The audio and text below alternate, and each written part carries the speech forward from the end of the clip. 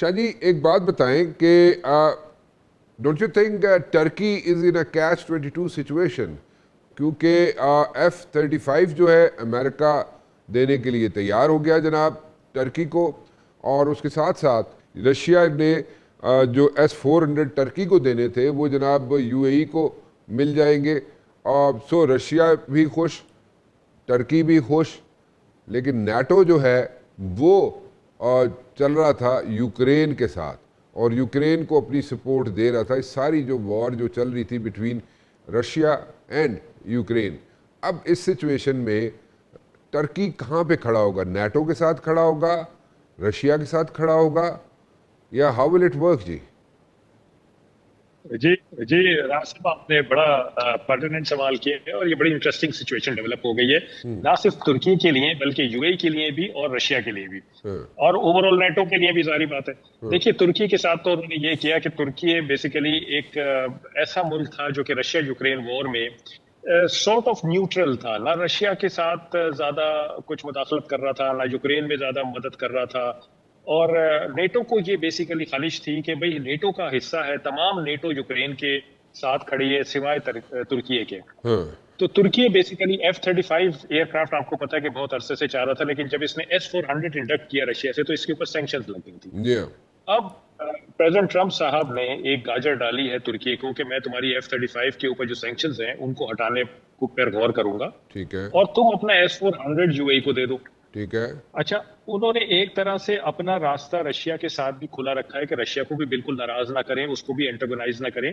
तो रशिया का भी काम चलता रहा कि तुम्हारा S-400 खत्म नहीं हुआ है बल्कि यूएई को चला गया। ठीक है, यूएई की तरफ क्या सिचुएशन है?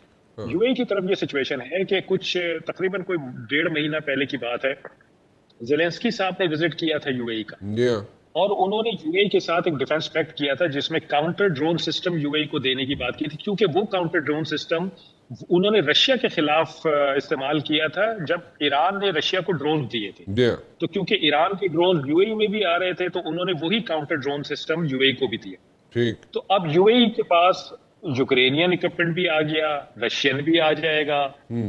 तुर्की जो है वो F-35 लेके तो नेटो के साथ खड़ा हो गया है रशिया यूक्रेन वॉर में। हाँ, होना चाहिए उसको, यानी मैं ये कह रहा हूँ होना चाहिए। जी, और ईरान अमेरिका वॉर में वो इसराइल के खिलाफ है जो कि इस वॉर का हिस्सा है, अमेरिका का हलीफ है।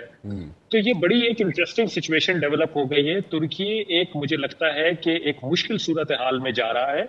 वो इस मुश्किल सूरत हाल से कैसे निबर्द आजमा होगा, कैसे निकलेगा, किस तरफ टिल्ट रखेगा या ये टाइट रोप जो है उसको वॉक करेगा, ये आने वाला वक्त आई थिंक बताएगा। अच्छा। सो मतलब कि वही जो बात होगी ना शाह जी, जैसे मैं पहले कह रहा था कि Turkey is in a catch 22 situation कि कहाँ पे जाए जी और बिल्कुल इसको ऐसे ही है। कैसे इस सिचुएशन से अपने आप को पुल आउट कर सकता है। अगर नाटो के साथ नहीं खड़ा होता तब भी इशू, यूक्रेन के साथ खड़ा होता है तब इशू, रशिया के साथ खड़ा होता है तब इशू, मतलब कैसे उसके लिए तो एक प्रॉब्लम नहीं जी, बन गई? और तुर्की के लिए बेसिकली ईरान, पाकिस्तान, सऊदी अरब, ये ममालिक इंपॉर्टेंट है। जी हाँ, वो इनको नहीं छोड़ सकता, इनसे डिटैच नहीं हो सकता। तो अगर वो अपना स्टांस ईरान अमेरिका वॉर में अमेरिका की तरफ टिल्ट करता है जी हाँ, तो तुर्की की जो न्यूट्रलिटी है वो बेसिकली डाउटफुल हो जाएगी और ईरान फिर उस पर डिपेंड करना छोड़ देगा। जी हाँ, और अगर ईरान उस पर डिपेंड करना छोड़ देगा तो पाकिस्तान और सऊदी अरब के लिए मुश्किलात पैदा हो जाएंगी, क्योंकि अभी बहुत सारी ऐसी चीजें हैं जो तुर्की के जरिए, सऊदी अरब के जरिए, कुछ चीजें पाकिस्तान के जरिए, ये तीनों मिल मिला के आपस में मुशावरत करके ईरान को बताते हैं और ईरान फिर इन तीनों की बात सुनता है। कतर भी इसमें शामिल है बाय द वे। तो अगर तुर्की इस सेटअप से निकल जाता है, इस इक्वेशन से निकल जाता है किसी वजह से, मतलब ईरान समझता है कि भाई तुर्की अब इज नो मोर सिंसियर, मैं उसकी बात नहीं सुनूं, हाँ, तो फिर ये बड़ी मुश्किल हो जाएगी मेरा ख्याल है पाकिस्तान के लिए भी और सऊदी अरब के लिए भी, जो सालसी का किरदार अदा कर रहे हैं कि वो ईरान को कैसे मनवाएंगे। अच्छा शाह जी, एक और बात समझाएं। इस वक्त अभी हमने रिसेंटली देखा अमेरिका ने स्ट्राइक्स की हुर्मुज़ पे, ईरान ने रिस्पांस दिया, MOU साइन हो चुका है, मुज़ाकरात का सिलसिला जारी है और पीपल आर स्टिल ऑप्टिमिस्टिक कि जनाब किसी ना किसी तरीके से ये एग्रीमेंट हो जाएगा बिटवीन ईरान एंड अमेरिका। और इस सिचुएशन में अगर इन दोनों के दरमियान एग्रीमेंट हो भी जाता है और ये ठक ठुक लगी भी रहती है तो स्ट्रेट की क्या पोजीशन होगी, ज़रा उसमें क्लैरिटी नहीं आ रही क्योंकि एक जो है ट्रम्प कार्ड जो है ईरान के हाथ में लगा हुआ है, वो है स्ट्रेट ऑफ हॉर्मस, ठीक है। उससे वो बैकआउट करने के लिए तैयार नहीं है। वो समझता है कि न्यूक्लियर से ज़्यादा बड़ा तो उसको ये हथियार मिल गया है, स्ट्रेट ऑफ हॉर्मस। तो अब उस पर कैसे कॉम्प्रोमाइज़ करेगा, एक। नंबर दो, ये बताइए कि अभी रिसेंटली चाइना ने एक यहाँ पे तजर्बा किया, मिज़ाइल का एक तजर्बा किया पैसिफिक में। अब वो तजर्बा जो है पैसिफिक में, उसको I can not just throw it away, ठीक है, इट मीन्स अ लॉट। और उसमें पैसिफिक में क्या चाइना अपनी हेजमनी क्रिएट करना चाह रहा है, और बाकी जो यहाँ पे असर्ट करते थी पावर्स इंक्लूडिंग अमेरिका, उनको कोई पैगाम दे रहा है, क्या है क्या? चाइना ने, हमने हमेशा देखा है चाइना जो है बिल्कुल, China is a cool dude, पीछे बैठा रहता है, कोई इतना एग्रेसिव स्टैंस कभी चाइना ने नहीं लिया। But this time with this experiment of missile in the Pacific, this is creating like ripples all over. Rana साहब, आपके ये 3 सवाल हैं। पहले पार्ट में 2 सवाल हैं असल में। जी हाँ। पहला सवाल ये है कि क्या ये एग्रीमेंट हो पाएगा या नहीं हो पाएगा, या इसी तरह टुक तक चलती रहेगी और फिर जंग शुरू हो जाएगी। देखें राणा साहब, ये जो एग्रीमेंट की जहां तक बात है ना, और जंग रुकने की बात है, इसमें 2-3 फैक्टर्स को अपने बलूज़े खातिर रखिए, मैं आपके गोश गुजार करता हूँ जी। पहला फैक्टर ये है कि देखें, इस खित्ते में अमेरिका को ईरान की बड़ी शदीद जरूरत है। अमेरिका ईरान के बगैर इस खित्ते में नहीं रह सकता। पिछली कई दिहाइयों से उसने ईरान को यहाँ पे थ्रेट बना के पेश किया, यहाँ के मुल्कों को ये बताया है कि ईरान तुम्हारा असल दुश्मन है, इजराइल दुश्मन नहीं है, और मैं निजात दहिंदा हूं। तो अगर निजात दहिंदा यहाँ नहीं होगा तो वो कैसे इन मुल्कों से, ईरान से इन मुल्कों को बचाएगा? आप जरा उठा के देखें ना कि अमेरिकन मिलिट्री इंडस्ट्रियल कॉम्प्लेक्स की सबसे ज्यादा सेल पिछली कई दिहाइयों में कहाँ हुई है दुनिया में? गल्फ में हुई है। सिर्फ 2020 से 2024 4 साल ऐसे हैं जिसमें यूरोप ने गल्फ से ज्यादा वेपन खरीदा है अमेरिका से, अदरवाइज तो ये गल्फ खरीदता है। तो वो इकोनॉमी में कितना बड़ा डेंट है। ठीक है जी, अनएम्प्लॉयमेंट हो जाएगी अमेरिका में अगर उसकी मिलिट्री इंडस्ट्रियल कॉम्प्लेक्स रिटार्ड कर जाएगी। पेट्रो डॉलर के लिए अमेरिका को जरूरी है कि वो इस खित्ते में मौजूद रहे, ताकि अरब ममालिक सोच ना सकें कि उन्होंने डॉलर के बगैर के अलावा किसी करेंसी में ट्रेडिंग करनी है गैस और ऑयल की। तो अमेरिका का यहाँ रहना बहुत जरूरी है, इसलिए वो नहीं चाहता, उसके स्ट्रेटेजिक ऑब्जेक्टिव्स में नहीं है, इंटरेस्ट में नहीं है कि ईरान को नीस्तो नाबूद कर दे। हालांकि इजराइल ये चाहता है कि अमेरिका ईरान को नीस्तो नाबूद करके एक ही दफा काम खत्म करके जाए, लेकिन अमेरिका के ये इंटरेस्ट में नहीं है। इसीलिए तो आप देख रहे हैं कि अमेरिका फाते है और मफ्तू को कह रहे हैं मेरे साथ एग्रीमेंट करो। 20 साल पहले, 20 साल पीछे छोड़ दिया, तुम्हें फेंक दिया हमने, तो 20 साल तक तो तुम्हें कोई खतरा नहीं है ना ईरान से, फिर क्यों एग्रीमेंट पे तुले हुए हो?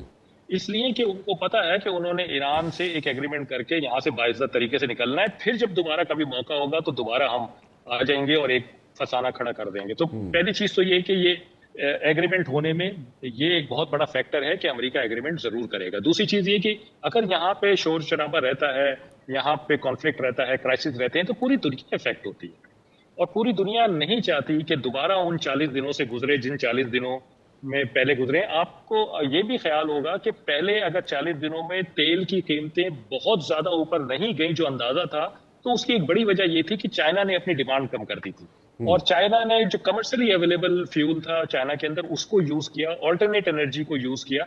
लेकिन चाइना कब तक ऐसे करेगा? अगर दोबारा जंग शुरू हो जाती है और 40 दिन तक जाती है तो चाइना दोबारा तो ये नहीं करेगा, फिर तो फ्यूल प्राइसेस बहुत ऊपर चली जाएंगी।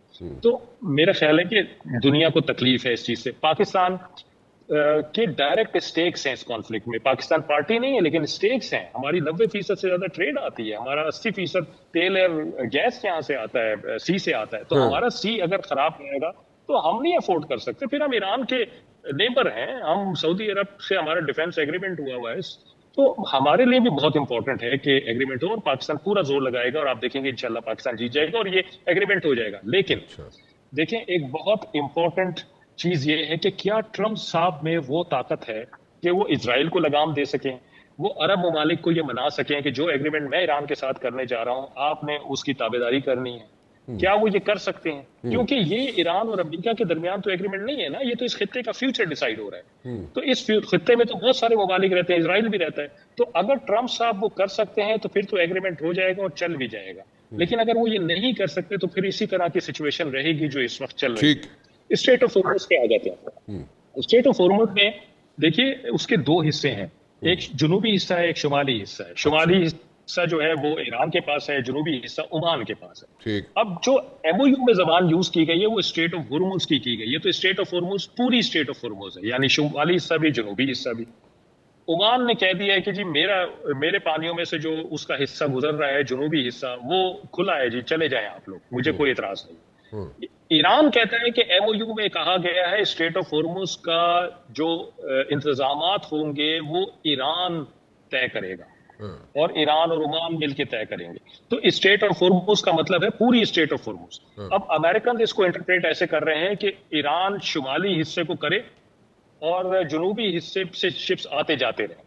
ईरान का ये मकसद नहीं था उसको कंट्रोल करने का। ईरान का तो मकसद ये है कि पूरी स्टेट को मैं कंट्रोल करूंगा या मैं और ओमान मिलकर कंट्रोल करेंगे, और कोई नहीं होगा। और ये ठीक है, हम 60 दिनों तक टैक्स और टोल नहीं लगा रहे हैं, लेकिन लोग आएंगे जाएंगे मुझसे पूछ के।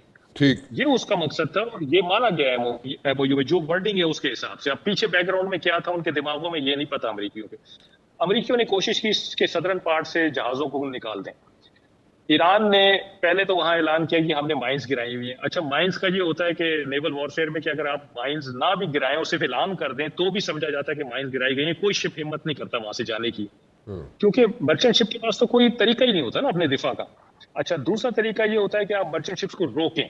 अगर अच्छा। वो आपके वॉइस मैसेज से नहीं रुकते तो फिर आप फायर करते हैं, लेकिन फायर उनके ऊपर नहीं करते।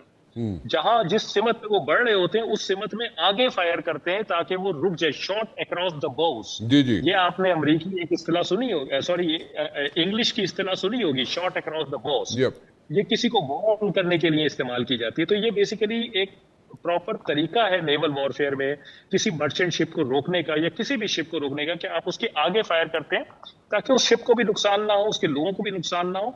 और मैं आपको 100% गारंटी से ये कहता हूं कि अगर आप किसी शिप के आगे फायर करते हैं तो वो रुक जाता है, क्योंकि मर्चेंट शिप स्लो मूविंग होता है, बड़ा टारगेट होता है, वो उसके पास कैपेसिटी नहीं होती, ना कोई डिफेंस होता है कि वो अपना डिफेंस कर सके, खासतौर पर वॉरशिप के अगेंस्ट। अगर ईरानियों ने इन जहाजों को रोकना था और वापस भेजना था तो इनको चाहिए था कि ये जो तरीकाकार है इसको अपनाते, शॉट अक्रॉस द बाउस का। लेकिन ईरानियों ने डायरेक्ट उनके ऊपर अटैक कर दिया जहाजों के ऊपर, जो मैं समझता हूँ गलत, नहीं करना चाहिए था। उसका बैकग्राउंड ये है कि चार्ज एनवायरनमेंट चल रहा था ईरान में, बिकॉज खामेनेई साहब का जनाजे और तदफीन का सिलसिला चल रहा था, तो एक चार्ज एनवायरनमेंट था। तो शायद उस चार्ज एनवायरनमेंट में आके इन्होंने ये एक इंतहाई कदम उठाया जो कि नहीं उठाना चाहिए था। तो गलतियां दोनों तरफ से हैं। तो स्टेट ऑफ हॉर्मुज, अगर लीगैलिटी से आप बात करें तो रूबियो साहब कहते हैं कि इंटरनेशनल सिस्टम के खिलाफ है कि इसको कंट्रोल किया जाए, और बहुत सारे एनालिस्ट आपको कहते हैं कि जी लिखा हुआ है लॉ ऑफ द सी में कि ये नहीं कंट्रोल हो सकती है। वो लॉ ऑफ द सी जिसको ना ईरान जिसका मेंबर है ना जिसका मेंबर अमेरिका है, यानी रूबियो साहब से कोई ये पूछे कि भाई अगर आप United Nations convention on the law of the sea की बात कर रहे हैं तो आप तो उसके मेंबर ही नहीं है, आप उसको कैसे रेफर कर रहे हैं? पहले आप उसको मेंबर तो बने उसके, फिर ईरान भी उसका मेंबर नहीं है, तो ईरान को कैसे आप मजबूर कर सकते हैं कि भाई तू यूएन क्लॉज के खिलाफ ना जाओ और उसके तहत काम करो? तो बेसिकली इसमें बहुत सारी ऐसी चीजें जो लोग बगैर सोचे समझे कह रहे हैं, कर रहे हैं, लेकिन हकीकत ये है कि ईरान की ये मजबूरी है कि वो स्टेट ऑफ हॉर्मुज को कंट्रोल करे, क्योंकि अगर ईरान कंट्रोल नहीं करेगा तो दुनिया के बाकी ममालिक इसको कंट्रोल करेंगे। लाइक यूएस नेवी इसमें आ जाएगी, यूके नेवी इसमें आ जाएगी, और ईरान नहीं चाहता कि इन ममालिक के जंगी जहाज उसके पानियों में जा रहे हैं, ठीक उन मौजूद हो और स्टेट ऑफ हॉर्मुज को खोलने की बात करें। चाइना की जहां तक आपने बात की, देखिए चाइना ये जो सारी सिचुएशन है, बेशक उसका 33% डिपेंडेंस है ऑयल एंड गैस की इस इलाके से और 13% उसकी डिपेंडेंस है ईरान से, लेकिन चाइना के लिए एक ये खुश आइन बात थी कि अमेरिका इस कज़िये में फंस गया है, और अमेरिका की जो मतलब जवाल हुआ है उसकी इज्जत में और उसकी पॉलिटिकल स्टेचर में, चाइना को उसका डायरेक्ट फायदा पहुंचा है। दूसरी चीज, जो एसेट्स अमेरिका ने पैसिफिक से निकाल के यहाँ डिप्लॉय किए थे, चाइना को उसका भी बड़ा फायदा हुआ था। तो चाइना पैसिफिक पे तसल्लुत नहीं कायम करना चाहता, लेकिन वो फ्रीडम ऑफ नेविगेशन की बात करता है कि भाई ये पैसिफिक है ना, ये सबके लिए है, तो इसमें हर कोई खुला आए जाए। इसमें जरूरी नहीं है कि आप आके अपने शिप्स यहाँ खड़े कर दें कि जी मैं तुम्हें ताइवान पे अटैक नहीं करने दूंगा। भाई ताइवान पे तो वो अटैक नहीं कर रहा है, लेकिन वो अपना हक मान रहा है। तो अगर वो कोई मिसाइल टेस्ट करता है या अपने कोई जहाज टेस्ट करता है तो वो अपने पानियों में कर रहा है, और सारी नेवी जिस तरह से करती होती है, सारे ममालिक करते होते हैं। इसमें मेरा नहीं ख्याल कि चाइना के कोई हेजेमोनिक डिजाइन है। ठीक है, got your point ji, got your point. आपने बड़ी क्लैरिटी के साथ सारी चीज़ें एक्सप्लेन कर दी शाह जी।